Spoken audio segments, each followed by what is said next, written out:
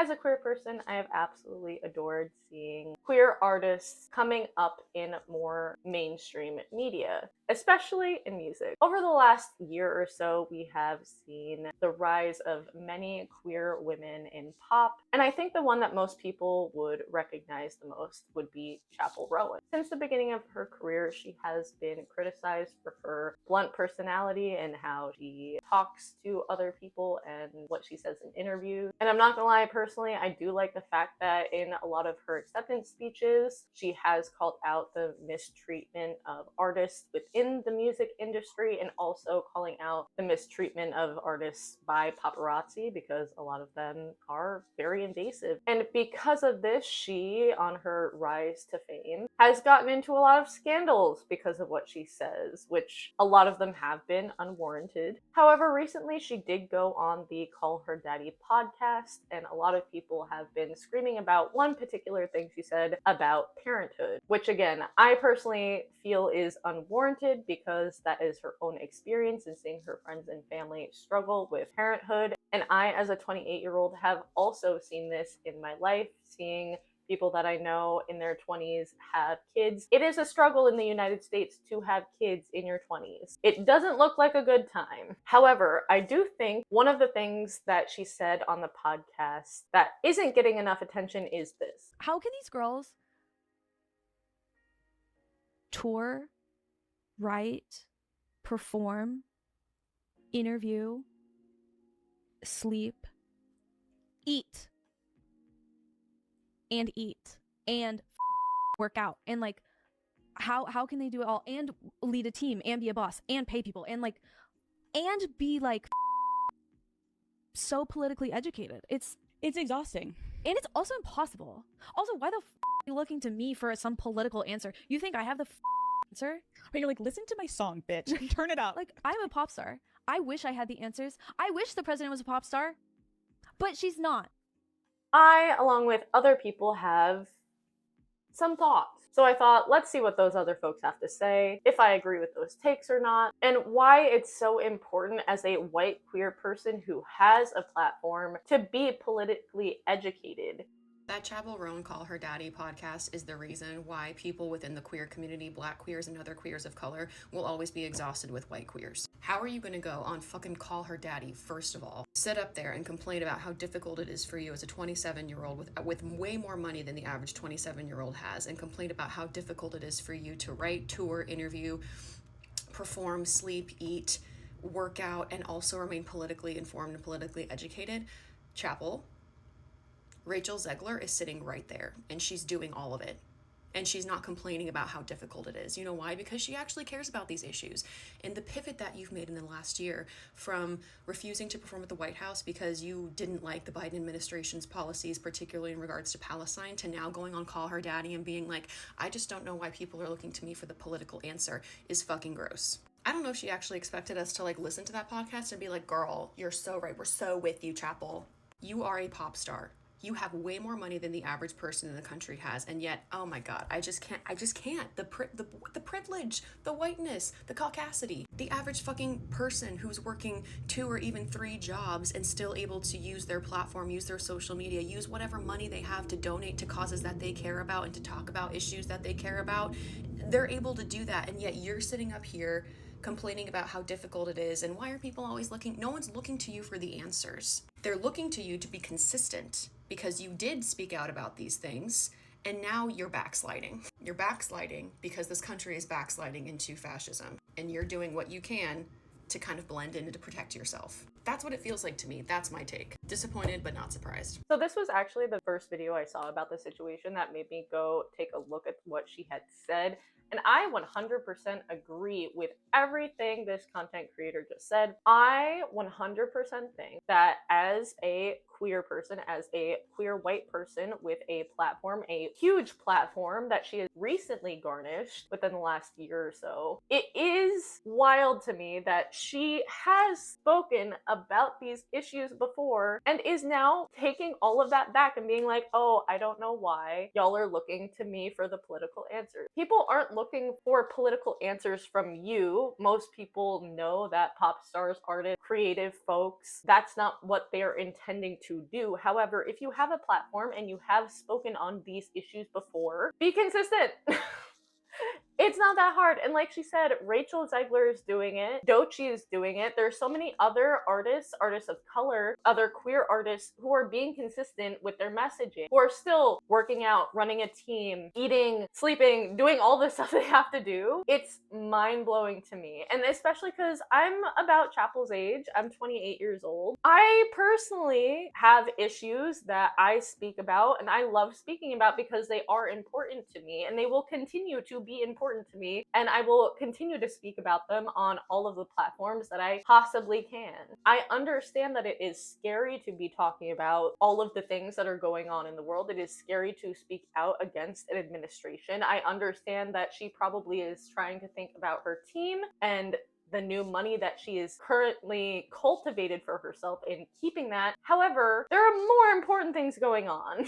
So personally for me, it's very sad to see this, and it is very much aligning herself with the fact that she is a white person, and also the fact that she has built her whole persona around drag, which comes a lot from Black queer culture, POC queer culture. You are actively taking from that culture and then shitting on people and saying, hey, I don't have to be a voice to help these people. You're shitting on your own community. Chappell, no. It just sucks. Everything she said is 100% correct. And I do personally think it does come from a place of fear. She is from the Midwest, so there is a lot of conformity in that culture. There is a lot of wanting things to be the way they are and not pushing boundaries. Bless you if you've heard my roommate just sneeze. So I understand logically, however, it's still not okay. It doesn't excuse the behavior in my humble opinion. And it is something that we need to acknowledge in white queer spaces of how we are showing up for the Black members of our community, for the POC members of the queer community. Like, please, for the love of God. Because while our queerness is still going to put us in harm's way, we will never be as affected as non-white queer folks. Eat and fucking work out and like how can they do it all and lead a team and be a boss and pay people and like and be like fucking so politically educated? It's exhausting. And it's also impossible. Also, why the fuck are you looking to me for some political answer? You think I have the fucking answer? I just want to start off by saying, like, I want all artists, pop stars, whatever the fuck you are to know, I do not look to you for politics because I think you have some sort of profound fucking opinion. I have my own opinion. I'm aware of it. I'm very educated. I actually don't think you know much more than I do. Nobody's ever said that. First of all, we look to you for your opinion because, one, if I'm supporting you, supporting your art, making you money, I want to make sure you're not a shitty person. I'm not even fucking friends with people who have shitty opinions. So why the fuck am I going to put money in someone's pocket? That's a piece of shit. Let's start there. Number two, you have a platform. People are hoping, especially if you are affected by things that are going on, people are hoping you are going to use your platform for something half decent. People are not wrong for that.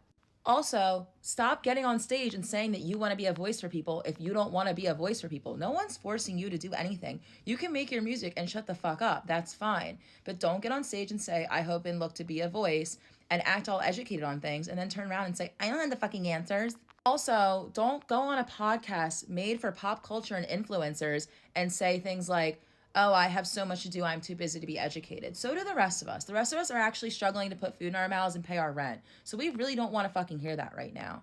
Every time she opens her mouth, it really is just like a fucking nightmare. And what I don't understand is like, does nobody have PR people anymore? It's really that simple. Just like hire a PR person because you fucking need it, or you need media training or something. First of all, I absolutely love this. Because the thing is, it's so true. Most people don't look to celebrities, artists for political takes. However, if you are going to build a platform and speak out on political things that are happening that will affect you, she is queer. She's in a relationship with another woman. She might not be able to get married someday. that will affect her. Politics will affect her. And the fact that she's like, oh, I don't have enough time to be educated, that's insane to me. Because like this content creator just said, there are people in this country working 2-3 jobs just to put food on the fucking table. There are people actively actually struggling. And the fact that Chappell is able to go on a podcast and say this stuff, it does seem very tone deaf, very out of touch, which is wild because she used to work in fast food. She used to work these kind of jobs. She's come from the Midwest, which is very heavily affected by these kind of things and is very evangelical and is part of the culture and why the United States is the way that it is, and the voting base and everything is more conservative. You would think that she would have a little bit more grace towards queer folks and other groups of people who are being affected by all of this. You would think. And like she said, media training. There's a reason why people have gone through media training. There's a reason why actors get put through it over and over and over again. I'm not saying you shouldn't be your authentic self. I'm not saying that, because obviously that's what people have connected to with her. However, when you start making takes like this and start backtracking and throwing your own community under the bus, that's an issue. People are going to have an issue with it. People have an issue with it. Because like she said, people want to know that they're not following a shitty person, that they're not putting money in the pocket of a shitty person. I'm not saying you have to be this political mastermind and know how to save the world and everything, but just thinking about other people. Like that's it. Just think about other people, especially if you've already talked about it. Like, if you actually genuinely care about those issues, I don't think it should be that hard to continue to talk about it unless you didn't actually care about those issues to begin with. I don't know her personally, so I genuinely don't know, but I definitely think she needs to get either a better PR person or go through some sort of like screening process with how she answers this stuff, because yikes. Thank you all so much for watching this video. Let me know in the comments down below what your thoughts on all of this is. Like I said before, the parenthood comments that she made on that podcast, people are blowing that out of proportion, I personally feel. I definitely think that this part of the podcast needs to be highlighted a lot more when it comes to talking about queerness, when it comes to talking about white queerness, when it comes to talking about your platform and being political and staying consistent with your messaging and all of that kind of stuff. If you really, really care about the issues at hand, especially if they affect you and affect your community, just be consistent, for the love of God. And honestly, I don't know how you can live in the United States right now, or just anywhere in the world, and not at least be trying to stay up to date with all of the political stuff that's going on, because it is scary. It's worrying. It's a lot. It is a lot. However, I think it is good to at least be informed, because why wouldn't you want to be informed? Especially if you are part of a marginalized group.